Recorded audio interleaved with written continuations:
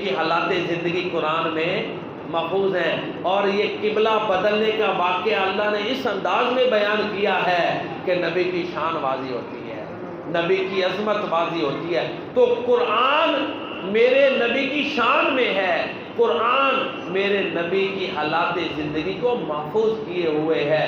تو جب حالات زندگی محفوظ ہو گئے تو قرآن کا محافظ اللہ خود ہے، تو جو چیزیں قرآن میں ذکر ہیں ان کی حفاظت کا بھی ذمہ دار اللہ تعالیٰ خود ہیں۔ تو یہ پیارے نبی کریم صلی اللہ علیہ وسلم کی حیات طیبہ کا ایک پہلو ہے۔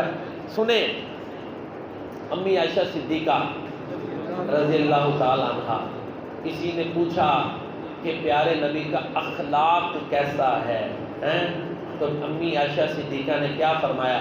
کانا خلقہ القرآن، قرآن میرے نبی کا اخلاق ہے۔ قرآن کریم